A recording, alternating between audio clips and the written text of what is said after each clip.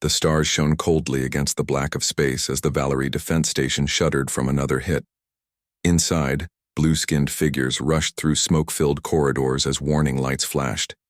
On the command deck, Ambassador Ilara gripped the edge of the central console, her four eyes blinking rapidly as she processed the tactical display. "Another colony gone," reported Commander Jax, his voice hollow. "That's 3 now. The Krell are moving faster than we predicted."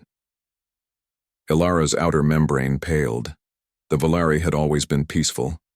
Their technological advances had focused on art, medicine, and exploration, not weapons. For generations, this had served them well as they established trade with other species across their sector. But now that same peacefulness had made them targets. "How long until they reach the homeworld?" she asked. "At their current pace? 2 weeks, maybe less," Jax replied, running a trembling hand over his head crest. Around them, the command staff worked frantically, but Ilara could sense their despair. The Valari fleet was small, designed for science and diplomacy. Against the Krell war machines, they might as well be throwing stones at a mountain.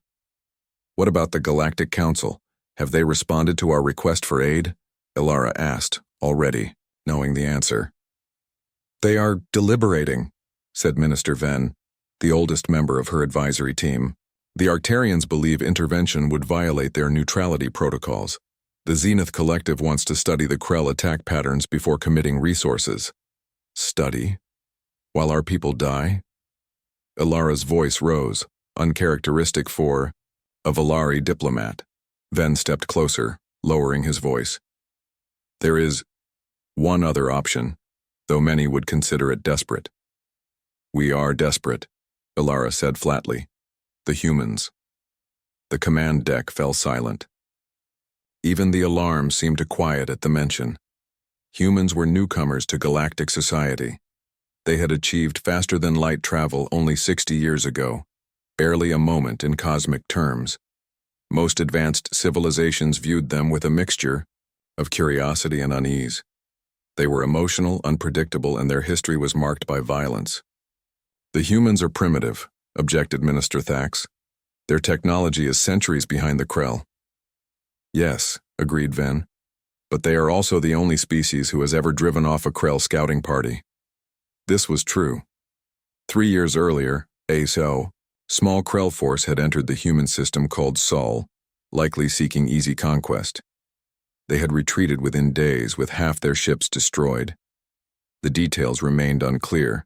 The humans were notoriously private about military matters, but the fact remained that they had succeeded where others had failed. "They're dangerous," Thax insisted. "Unstable. They still fight among themselves." "Less now than before," Venn countered. "And they have something the Krell don't understand. They fight harder when protecting others than when protecting themselves." Ilara closed all 4 of her eyes, thinking. The station shook again as another blast hit their shields. "Send the signal," she decided, "on all frequencies.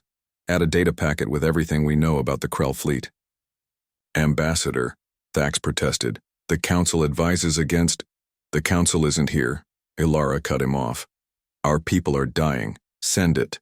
Captain Alan Mercer was halfway through his morning coffee when the alert sounded.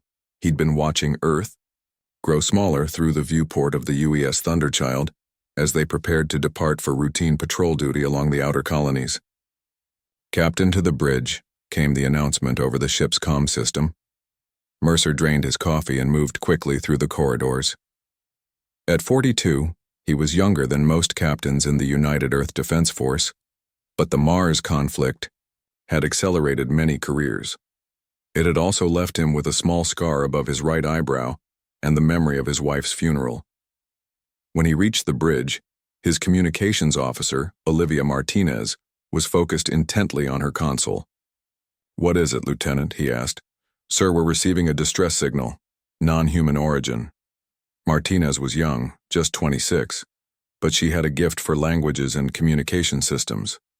"It's coming from the Valari Federation." "The Valari?" Mercer frowned. The peaceful blue-skinned aliens were known for their medical technology and art, not for conflict. "Put it through." The main screen flickered to life, showing a female Valari, her skin pale with stress, all four of her eyes blinking rapidly. Behind her, smoke filled what appeared to be a command center. To any who receive this message, I am Ambassador Ilara of the Valari Federation. Our worlds are under attack by the Krell Empire. 3 colony worlds have already fallen. Our home world has little time left. We have requested aid from the Galactic Council, but their response comes too slowly. She paused, her voice dropping.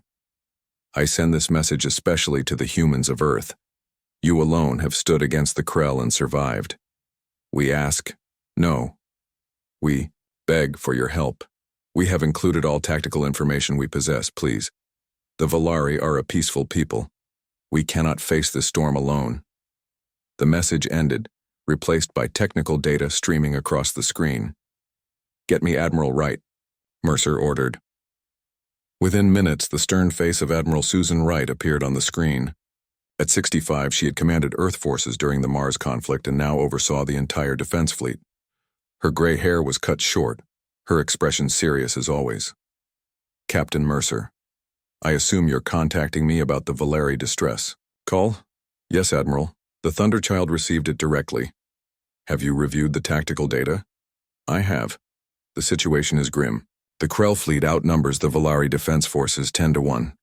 Their homeworld will fall within 2 weeks. What are your orders? Wright's expression didn't change, but something flickered in her eyes. Do you know why I joined the defense force, Mercer? No, ma'am. My grandmother was at New Singapore when it fell during the climate wars. No help came, though many could have sent it. 30,000 people died. She paused. We will answer this call. Mercer felt his heart rate quicken. The entire fleet? The 7th Fleet will depart within 48 hours. The Thunderchild will join the main battle group. I'm promoting you to Commander of Strike Wing Alpha. With respect, Admiral, even the 7th Fleet may not be enough against the Krell. Wright smiled thinly. Which is why I've also authorized civilian volunteer ships. The call is going out now. This will be the largest mobilization in Earth's history, Captain. The Council might see this as an act of aggression, Mercer warned. Let them. While they debate, people die. We're not asking permission. After the transmission ended, Mercer turned to find his bridge crew staring at him. Is it true? Asked First Officer Ben Kelly. We're going to war for aliens we've barely met? They asked for help, Mercer said simply. Lieutenant Martinez, intercept any additional Valari transmissions. I want to know exactly what we're flying into. Already on it, sir, Martinez replied. I'm picking up scattered communications. It's worse than they initially reported. The Krell aren't just conquering, they're destroying everything. Total planetary annihilation. Mercer looked at the tactical display where the Valari home system now appeared. A small blue sun with 11 planets. Soon, it would be the site of either a last stand or a miracle. Set course to rendezvous with the 7th Fleet, he ordered, and notify all crew we're heading into combat. As the Thunderchild changed course, Mercer looked out at the stars. Somewhere out there, a peaceful species waited for either extinction or salvation. He thought of his wife, of New Singapore, of all the times throughout human history when help had come too late or not at all. Not this time. Prepare the ship for war, he told Kelly quietly. The Valari called for help, and by God, humanity will answer like a storm they've never seen. News of the Valari distress call spread across Earth faster than anyone expected. What began as a military response quickly grew into something more. Within hours of Admiral Wright's announcement, civilian ships began volunteering to join the mission. Mining vessels, medical ships, and even private yachts offered their services. It was unlike anything the galactic community had ever seen. In orbit around Earth's moon, the massive ships of the 7th Fleet gathered. 37 warships, the largest human military force ever assembled outside Earth's solar system. Among them, the UES Defiant served as the flagship, with Admiral Wright commanding from its bridge. The civilian response is unprecedented, reported Captain Mercer during the fleet's final briefing. He stood before a holographic display showing hundreds of ships now joining the military vessels. We've had to create new convoy protocols just to manage them all.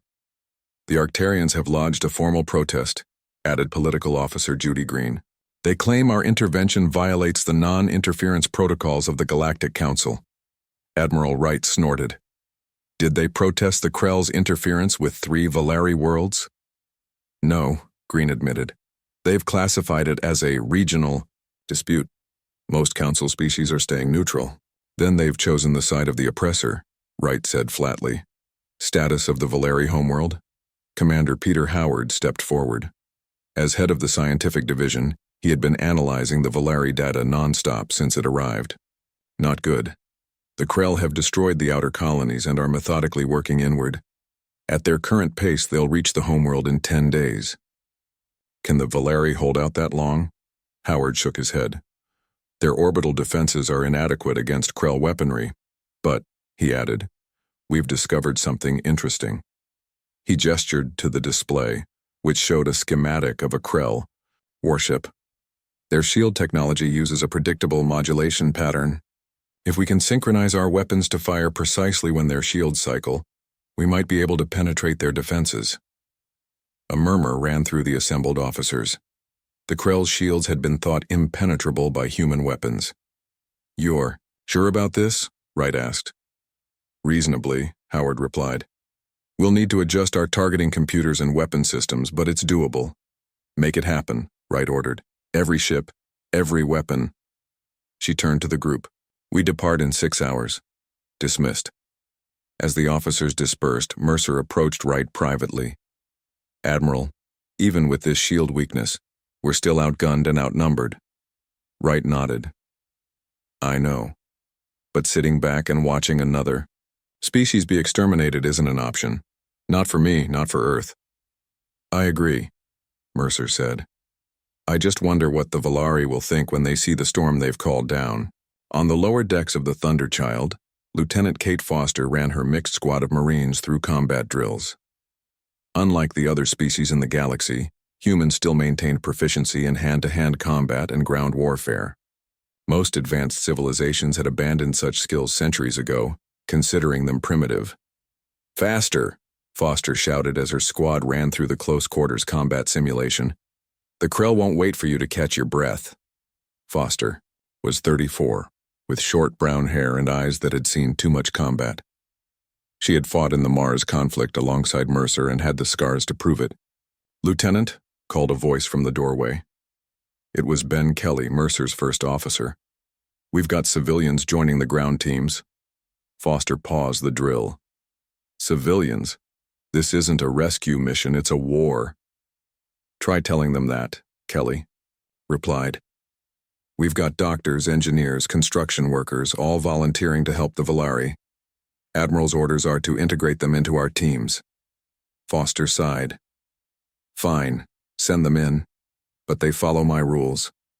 An hour later, Foster was surprised to find that many of the civilians had useful skills. Some had military backgrounds, others brought specialized knowledge. A mining engineer named Joe Brady showed her team how to create improvised explosives, using common materials. I used to blast asteroid rock, he explained. Same principle applies to Krell armor, I bet. By the time the fleet was ready to depart, Foster had reorganized her teams to include civilian specialists. It wasn't conventional, but nothing about this mission was. Millions of light years away, in the gleaming throne room of the Krell flagship, Emperor Drazak received the latest battle reports. His scaled skin glinted in the harsh light as he studied the holographic display of the Valeri system. 3 worlds cleansed, my Emperor, reported General Vex. The mining operations are all ready, beginning on the outer planets. And the homeworld? Our forces will arrive in 10 days. Their defenses are negligible. Drazak nodded in satisfaction. The Krell Empire had conquered 17 species in the last century. The Valeri would be the 18th, their resources and territory added to the ever-expanding Krell domain. My Emperor, Vex continued with slight hesitation, our scouts report unusual activity. The Valeri have sent distress signals to multiple systems. Has anyone answered? Drazak asked, mildly. Curious, one species, the humans. Drazak's inner eyelids flicked in surprise. The humans, the primitive species from the Sol system? Yes, Emperor. They appear to be mobilizing a fleet. Our intelligence suggests they intend to intervene." For a moment, Drazak was silent. Then, he began to laugh, a harsh sound that echoed through the chamber. "The humans? They have barely achieved space travel. What threat could they possibly pose to the Empire?" He waved a clawed hand dismissively. "Continue as planned. If the humans interfere, destroy them as well. They will learn what happens to those who stand against the Krell." Ahead of the main human fleet, a small, fast ship raced toward the Valari homeworld. The UES Swiftsure carried a special team led by engineer Greg Walsh, part of the Humanitarian Advance Force. Walsh was 50, with gray hair and hands roughened by decades of practical work. He had volunteered immediately when he heard about the Valari situation. "I've seen too many people hurt when help arrives too late," he had told Captain Mercer. Now, as the Swiftsure approached the Valari homeworld, Walsh prepared his team. They carried medical supplies, emergency shelters, and communication equipment. Their job was to help the Valari prepare for the human fleet's arrival, and for the battle that would follow. "Remember," Walsh told his team, "these people have never met humans before. Will be the first impression, make it count." When the Swiftsure landed at the Valari capital, Walsh was shocked by what he saw. The once beautiful city was now crowded with refugees from the outer colonies. Fear was evident on every blue face that greeted them.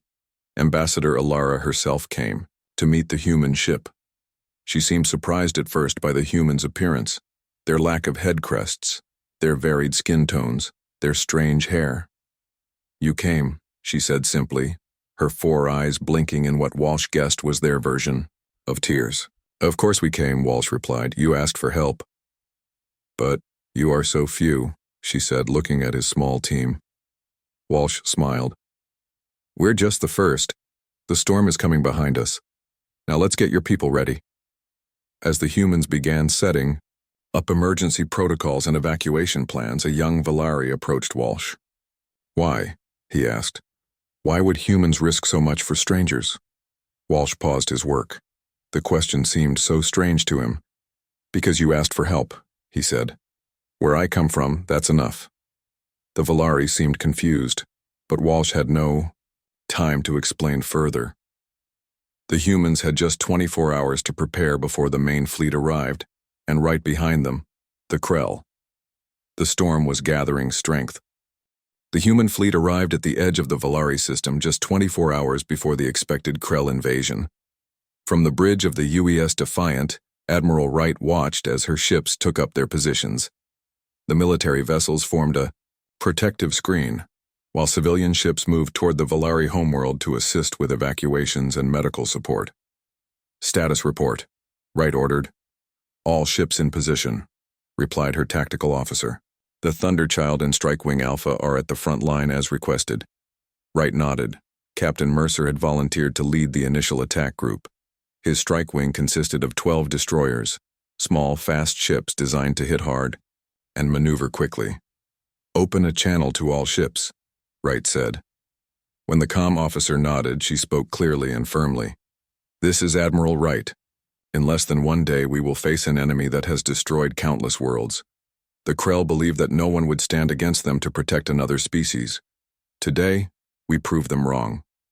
She paused. "We are not just fighting for the Valari. We are fighting for the principle that when the innocent call for help, someone will answer. Good luck and Godspeed." Right out. On the Valari homeworld, Engineer Walsh and his team worked frantically to prepare for the coming battle. The Valari capital was now a mix of military preparation and civilian evacuation. Human doctors worked alongside Valari healers, setting up field hospitals. Engineers reinforced shelters and defense systems. Walsh himself had been studying the Valari's atmospheric regulation system, a network of towers that maintained optimal air quality across the planet.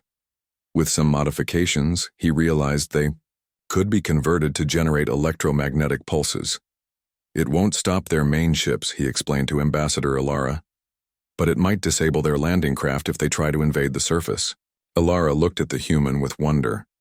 "You've done more in a day than our engineers thought possible in a month." Walsh shrugged. "Necessity breeds invention, and we're very good at improvising when our backs are against the wall.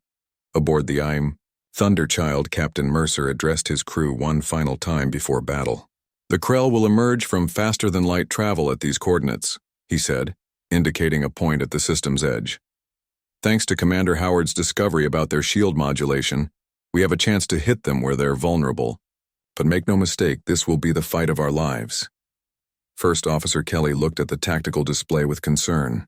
Even with the shield weakness, we're still outnumbered 3-1.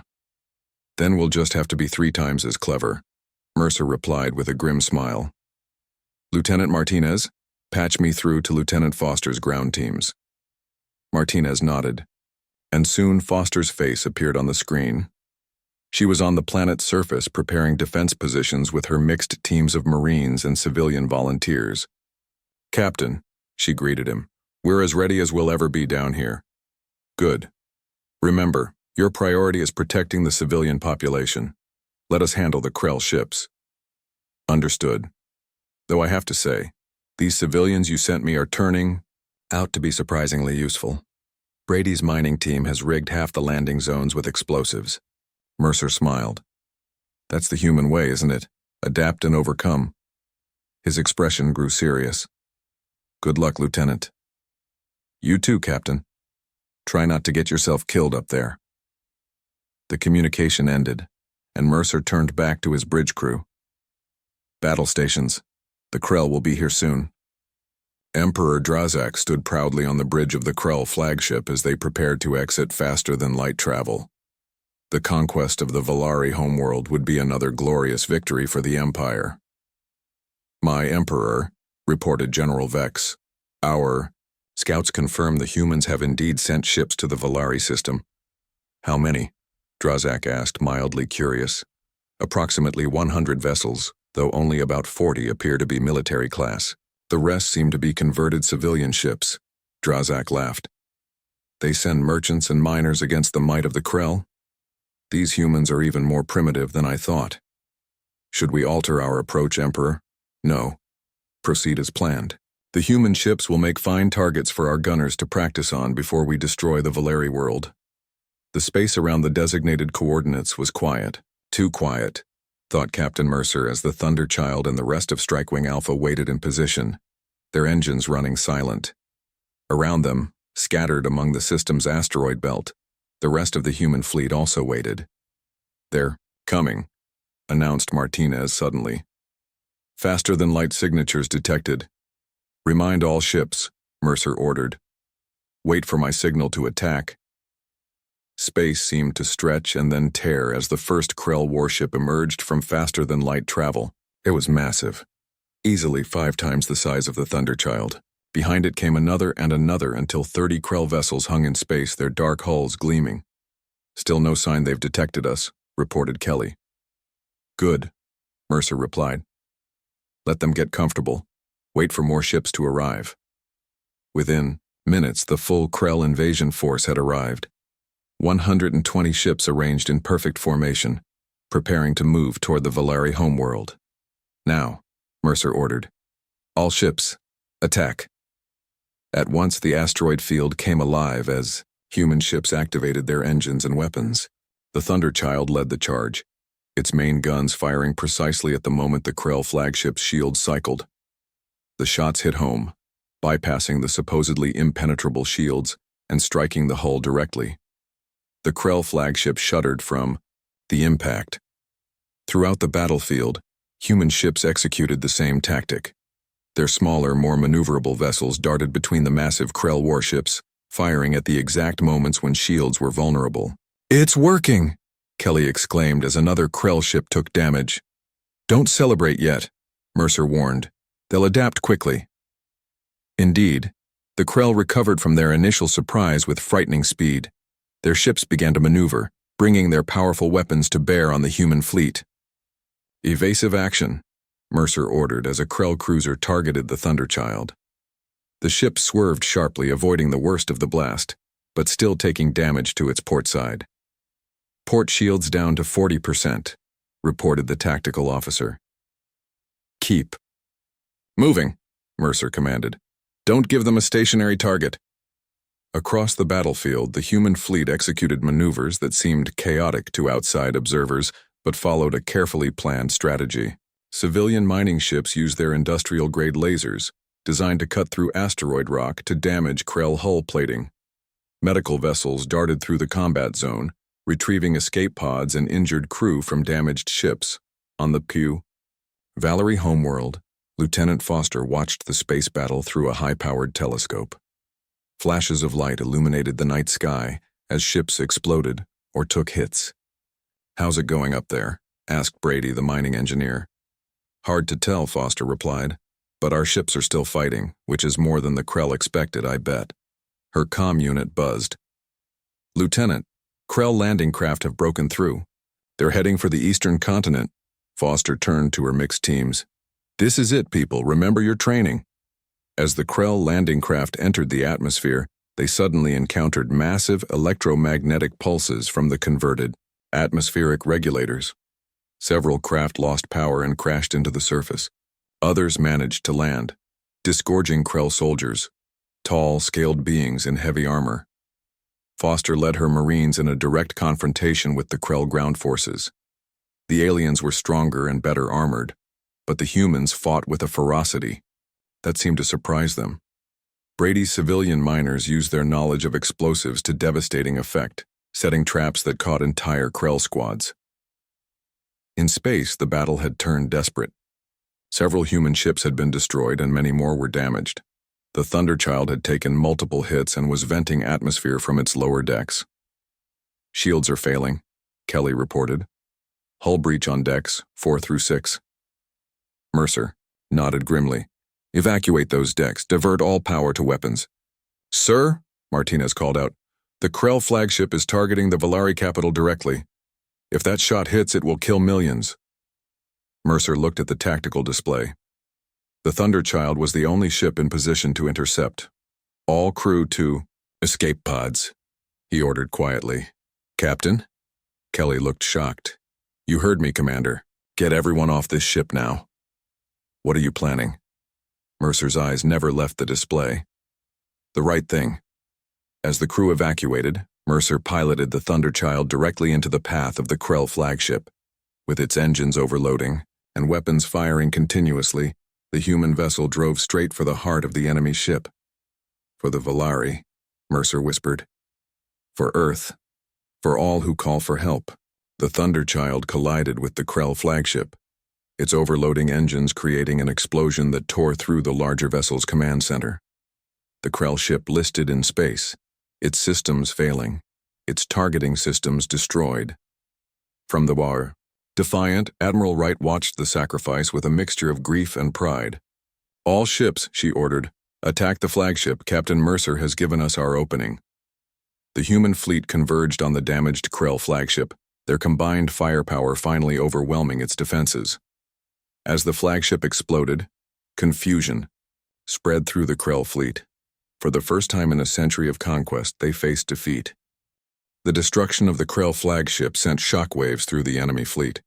Without their Emperor's direct commands, the Krell ships fell into disarray. Some continued fighting, while others began to retreat.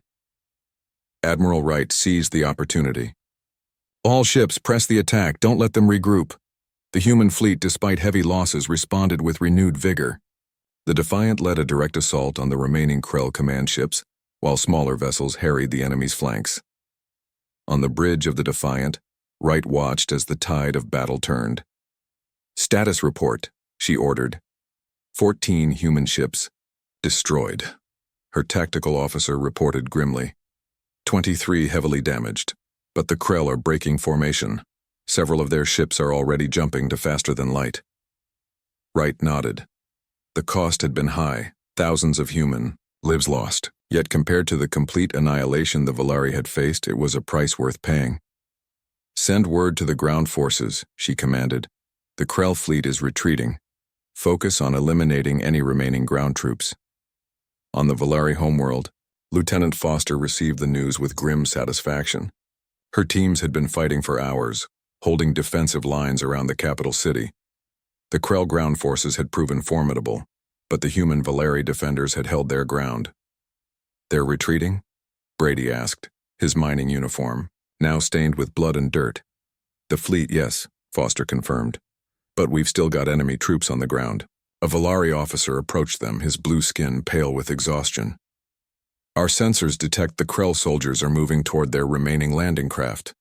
They appear to be withdrawing." Foster narrowed her eyes. "Or regrouping. Keep your positions. This isn't over yet." As predicted, the Krell made one final push toward the capital. Their soldiers advanced in tight formation, using energy shields to protect themselves from human weapons. "They're going to break through," shouted a young Marine, as the Krell line moved steadily forward. Foster looked around desperately for something to stop the advance. Her gaze fell on the atmospheric regulator tower they had modified earlier. "Brady," she called, "can we overload that tower? Create one massive pulse?" The mining engineer considered for a moment. "Yes, but it would fry every piece of technology in a mile radius, including our own." "Do it," Foster ordered. "Everyone, drop your electronic equipment. Prepare for hand-to-hand combat if necessary." As the Krell advanced to within 500 yards, Brady finished his modifications to the tower. "Ready on your mark." "Now," Foster commanded. The tower hummed loudly, then released a powerful electromagnetic pulse that expanded in a visible wave. The effect on the Krell was immediate. Their energy shields failed, their weapons went dead, and even their armor, apparently controlled by internal computers, locked up, leaving many soldiers immobilized. "Charge," Foster ordered. Her mixed force of Marines and civilians rushed forward, using simple weapons, knives, clubs, and deactivated rifle butts, to overcome the now vulnerable Krell. The battle was brutal, but brief. Without their technological advantages, the Krell were still formidable but no longer unbeatable. Within an hour, the remaining enemy forces had either been captured or had managed to retreat to their ships. As the last Krell vessels jumped to faster than light, a cheer went up from the human fleet. It was the first major defeat the Krell had suffered in their century-long campaign of conquest. 3 days later, Ambassador Ilara stood before the United Earth Council, which had convened an emergency session to discuss the battle and its aftermath. "People of Earth," she began, her 4 eyes blinking with emotion. "There are no words in any language that can fully express the gratitude of the Valari people. You came when no one else would. You fought not for conquest or resources, but simply because we asked." She paused. "The galaxy has long misunderstood humanity, seeing your emotions as weakness. Now we understand. Your compassion and your fury are 2 sides of the same coin." Admiral Wright, still wearing the same uniform she had worn during the battle, stepped forward. The victory was not without cost. 14 ships lost, 3,722 human lives. We honor their sacrifice. "And we will never forget it," Ilara promised. "A memorial is being constructed on our homeworld, bearing the names of each human ship and crew member lost in our defense. Beneath them will be inscribed a simple message: they came like a storm." In the weeks that followed, the galactic community was forced to reevaluate their understanding of humanity. Previously dismissed as primitive because of their emotional nature and relatively new technology, humans were now recognized as a formidable force, not despite their emotions, but because of them. The Galactic Council, which had refused to intervene, now found itself facing uncomfortable questions. Several species, inspired by Earth's actions, approached humanity seeking protection from the Krell and other threats. Admiral Wright, now heading the newly formed Human-Valari Defense Pact, worked tirelessly to build a true alliance. "The Krell will return," she warned during a strategy session. "And next time they will be prepared for us. We need to be stronger." The pact soon grew to include 7 species, creating the first truly cooperative interstellar alliance. Each member contributed according to their strengths: Valari medical technology, Novan manufacturing capabilities, Tyrellian faster-than-light innovations, and human tactical expertise. On Earth, where news of the victory had arrived, crowds gathered to honor the fallen and welcome home the survivors. Parents told their children the story of how humanity stood up for a species they had never met, setting in motion a new chapter in galactic history. The Thunderchild's sacrifice became legendary. A recovered piece of the ship was placed in the Valerie's Sacred Hall, alongside a recording of Captain Mercer's last transmission. For the Valari. For Earth. For all who call for help. Engineer Walsh remained on the Valari homeworld, leading the effort to rebuild damaged cities and improve planetary defenses. When asked by a Valari child why he stayed when the danger had passed, he smiled gently. Because the job isn't finished yet. Lieutenant Foster was promoted to commander and given charge of training the 1st Mixed Species Defense Force, a unit combining humans, Valari, and other Alliance members. Our differences make us stronger, she told her diverse recruits. The Krell expect uniformity. We'll show them the power of variety. 6 months after the battle, the first Krell prisoner was finally persuaded to speak. When asked why the mighty Krell Empire had retreated from what should have been an easy victory, the prisoner's answer was translated simply. We expected to fight soldiers. We did not expect to fight humans. There is a difference we did not understand. A year to the day after the battle, representatives from all Alliance species gathered on the Valari homeworld to dedicate the memorial. Admiral Wright, now an almost mythical figure across the Alliance, spoke briefly. Today we remember those who gave everything to save people they had never met, she said, standing before the gleaming monument. But we also celebrate what they helped create, a new understanding among the stars.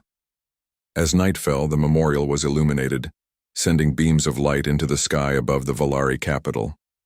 The names of the fallen seemed to glow with their own inner fire. The galaxy had learned an important lesson. Humanity may be young among the stars, but they brought with them an ancient truth. Sometimes salvation comes not as a gentle rain, but as a cleansing storm. And when the innocent call for help, humanity answers.